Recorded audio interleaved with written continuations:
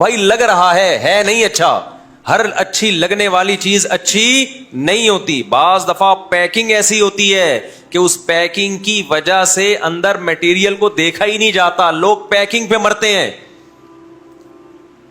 اور ہماری پاکستانی قوم تو پیکنگ ہی کو پہ سب دل دے بیٹھتی ہے.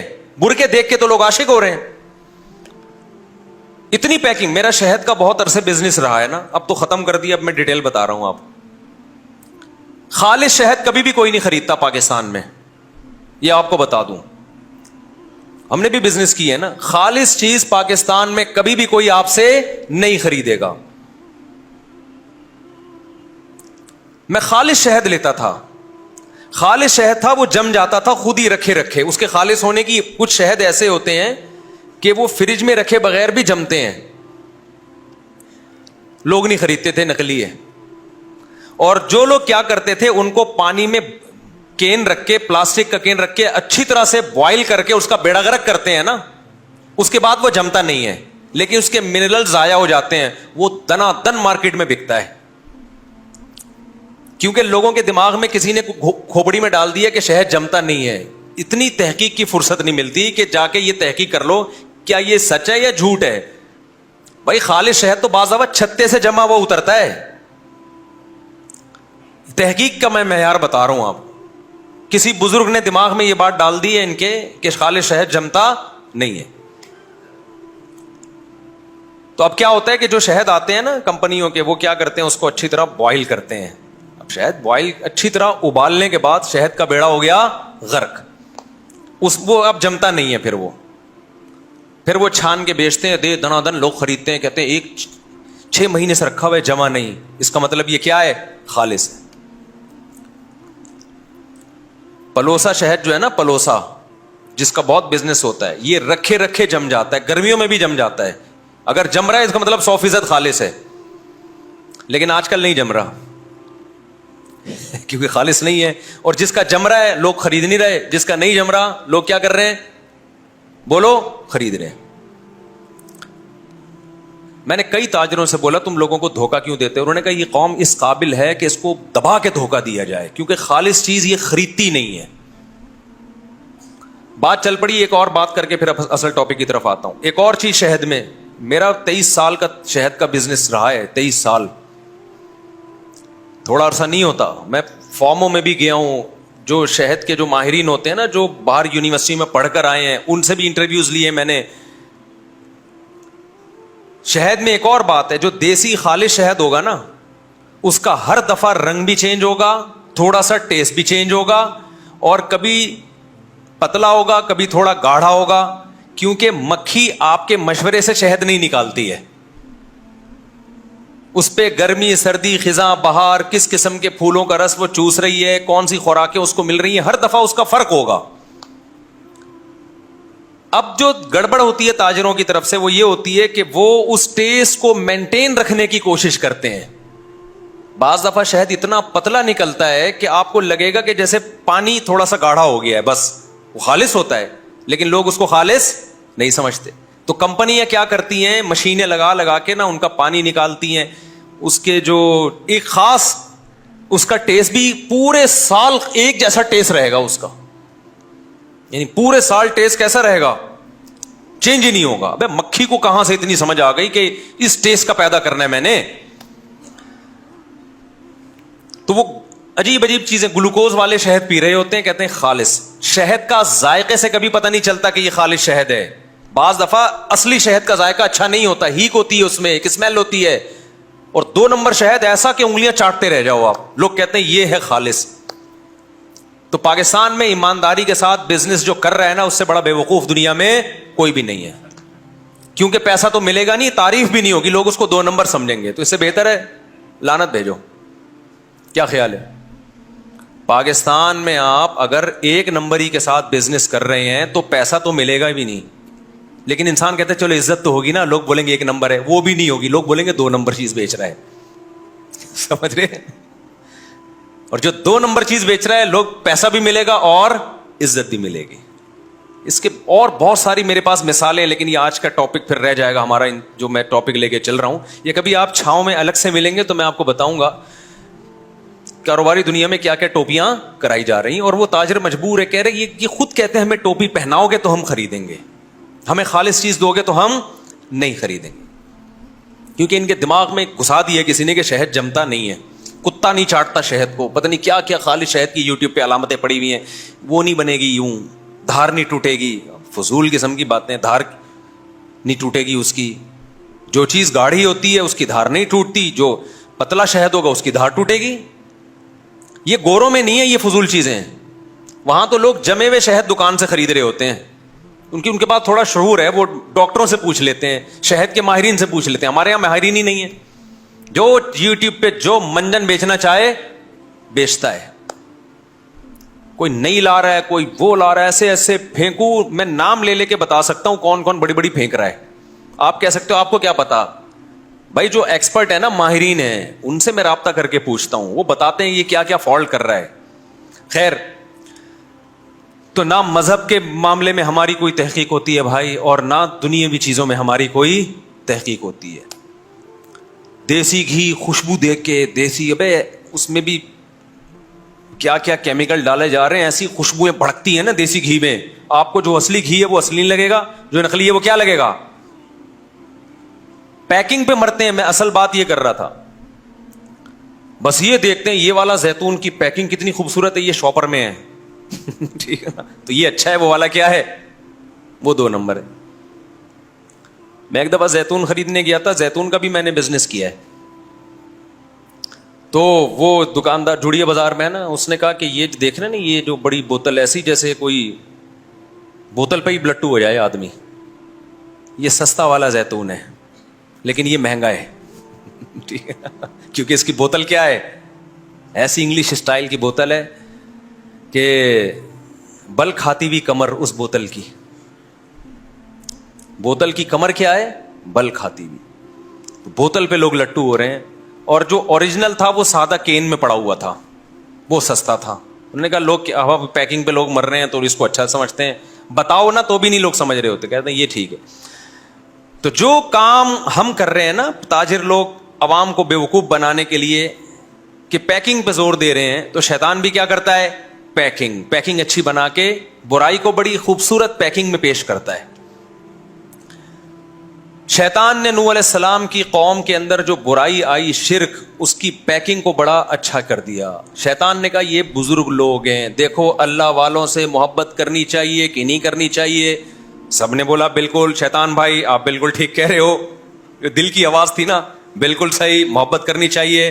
اس نے کہا تم نے ان بزرگوں کی محبت میں تمہیں پتلے بنانے چاہیے. بھائی کیا کہہ رہے ہو یار, پتلے کیوں بنائے, دیکھو ان کی یاد رہے گی. تو بزرگوں کی یاد, بزرگوں کو یاد رکھنا برا کام ہے اچھا کام ہے. سب لوگوں نے کہا شیطان بھائی بہت اچھا کام ہے, بزرگوں کو یاد رکھنا کیا ہے بھائی, اچھا کام, دعاؤں میں یاد رکھنا ہے, اس سے زیادہ نہیں ہے, بس دعائیں کرو ان کے لیے. لیکن شیطان کے پیکنگ دیکھو, فنیشنگ پہ زور لگا رہا ہے شیطان سارا.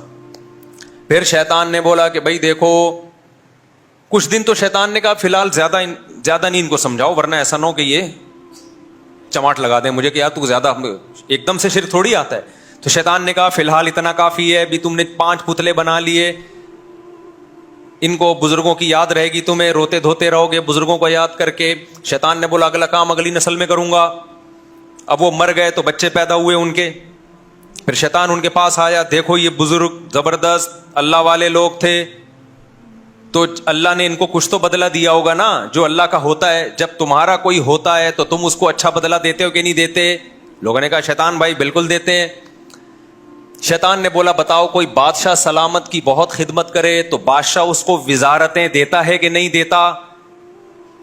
وزارت دیتا ہے نا بادشاہ یہ تھوڑی ہوتا ہے کہ 2 سموسے اس کو کھلا دے, 5 روپے پکڑا دے. یہ بادشاہوں کے کام نہیں, بادشاہ پوری وزارتیں بانٹتے ہیں کہ چل بھائی تجھے میں نے پانی کا وزیر بنا دیا, تجھے میں نے بجلی کا وزیر بنا دیا, تجھے میں نے تعلیم کا وزیر بنا دیا, تجھے میں نے حج کا وزیر بنا دیا, نوٹ چھاپ اب تو دبا کے. تو وزارتیں بانٹتا ہے نا. پھر جب کسی کو کوئی کام پڑتا ہے بادشاہ کے پاس جاتا ہے یا اس محکمے کے وزیر کے پاس جاتا ہے؟ بولو نا بھائی, وزیر کے پاس. تو شیطان نے اگلی نسل میں یہ سمجھایا کہ دیکھو یہ بڑے بڑے بزرگ تھے اللہ کے, اللہ کے بڑے بڑے نیک بندے تھے, یہ تمہارے بڑے بڑے بزرگ تھے, تو اللہ نے خوش ہو کے کچھ کام تو ان کو اختیارات دیے ہوں گے نا. اللہ بھی تو بادشاہ ہے, وہ اولاد بھی دے سکتا ہے, وہ رزق بھی دے سکتا ہے. تو دیکھو ایک وزارت اللہ نے اس کو دی ہوئی ہے, یہ جو ہے نا ود, سوا, یغوث, یعوق, نصر, اس کو اولاد دینے کا کام اللہ نے دیا ہوا ہے. اللہ خود بھی اولاد دے سکتا ہے لیکن بزرگوں کے ذریعے بھی دلواتا ہے. اور دیکھو یہ والا جو پتلا ہے نا, یہ جو بزرگ تھے, جب تمہاری رزق کی تنگی ہوگی نا تو اللہ بھی رزاق ہے, لیکن اللہ ان بزرگوں کو بھی اللہ نے اختیار دیا ہوا ہے. جیسے بادشاہ جو حکومت کا اصل وزیر اعظم ہوتا ہے, وہ تمام محکموں کا سربراہ ہوتا ہے, سارے اختیارات اس کے پاس ہوتے ہیں, لیکن ماتحتوں کے پاس بھی ہوتے ہیں. تو سارے اصل میں اللہ کے پاس ہیں, اللہ نے ان کو بھی دے دیے ہیں. لوگوں نے کہا توبہ توبہ شیطان تو کیسی باتیں کر رہا ہے, تو شرک کر رہا ہے, شرک کر رہا ہے نا, تو ہمیں شرک پہ ہم ان سے مانگے. شیطان نے کہا اصل میں یہ ذریعہ ہے, مانگ اللہ ہی سے رہے ہو, ذریعہ کون بن رہا ہے, یہ بن رہے ہیں. اس لیے میں کہہ رہا ہوں ایکچولی تم میری بات سمجھنے کی کوشش نہیں کر رہے. ایک امام صاحب کی نا ہوا نکل گئی نماز میں, اب انہوں نے بتایا نہیں, آخر میں سجدہ سہو کر لیا. اور لوگوں نے پوچھا امام صاحب کوئی غلطی تو آپ سے ہوئی نہیں ہے, آپ نے سجدہ سہو کس بیس پہ کیا؟ امام صاحب نے کہا بہت تھوڑی سی ہوا نکلی تھی. لوگوں نے کہا اس سے تو وضو ٹوٹ جاتا ہے, نماز ہی نہیں ہوتی. انہوں نے کہا یار اتنی نہیں نکلی تھی کہ وضو ٹوٹ جائے, بہت تھوڑی نکلی تھی. لوگوں نے کہا ابے بھائی جتنی بھی تھوڑی نکلے اس سے کوئی فرق نہیں پڑتا. امام صاحب نے کہا ایکچولی آپ سمجھنے کی کوشش نہیں کر رہے ہیں, وہ بہت ہی تھوڑی نکلی تھی. تو وہ بات صحیح کر رہے تھے غلط کر رہے تھے؟ تو شیطان نے بھی یہی پٹیاں پڑھائیں کہ ایکچولی میں شرک نہیں کرا رہا. دیکھو اللہ کے پاس اصل اختیارات تو اللہ کے پاس ہیں. یہ جو بت ہے نا, یہ جو بزرگ لوگ ہیں, ہم ان بتوں سے نہیں مانگ رہے. اصل میں یہ بت جو ہیں وہ ان بزرگوں کی شبیہ ہیں. تو جب آپ ان کے سامنے جھکو گے, ان سے مانگو گے, تو اصل میں اس بزرگ سے مانگ رہے ہو. اور جب اس بزرگ سے مانگ رہے ہو تو دے گا تو اللہ ہی دے گا. کون؟ اللہ. تو ان کو جو اللہ نے اختیارات دیے ہیں تو اصل میں تو اپنے پاس رکھے ہوئے اختیارات, لیکن ان کے ذریعے اللہ کرا دیتا ہے کام, اس لیے ان سے مانگو جا کے. تو اتنے ایکچولی اور کر کے نا شیطان نے لگائے ہیں کہ لوگ اس کی باتوں میں آ گئے. پھر شیطان نے کہا اچھا اگر ان کے پاس اختیارات نہیں ہیں تو بتاؤ تم میں اور ان میں کوئی فرق ہوا؟ نہیں آئی بات سمجھ میں؟ ایسا نہ ہو آپ لوگ بھی یہ کام شروع کر دو. شیطان نے کہا دیکھو اگر ان بزرگوں کے پاس اختیارات ہیں ہی نہیں, انہوں نے اللہ کی اتنی عبادت کی اور اتنا کچھ کیا, تو پھر بھی ان کے پاس کوئی اختیارات نہیں ہے, تو تم اور ان میں کوئی فرق ہوا؟ لوگوں نے کہا نہیں, توبہ توبہ, بزرگوں میں اور تم میں کوئی فرق ہی نہیں ہے, تم بھی عاجز محتاج, یہ بھی عاجز محتاج. اس لیے بات سمجھو میں کیا کہہ رہا ہوں. لوگوں نے کہا یار یہ تو کچھ بات کھوپڑی شریف میں بیٹھ رہی ہے یار, ہم میں اور ان میں یہ بھی 2 ٹکے کے, ہم بھی 2 ٹکے کے. وہ ایک سیٹھ نے وہ کلپ کسی نے بھیجا مجھے کہ ایک سیٹھ نے ملازم کو بولا 2 ٹکے کے آدمی, ملازم رونے لگا. اس نے کہا رو کیوں رہا ہے؟ کہہ رہا ہے مجھے افسوس ہو رہا ہے کہ آپ نے اپنی اور میری ویلیو ایک جیسی کر دی.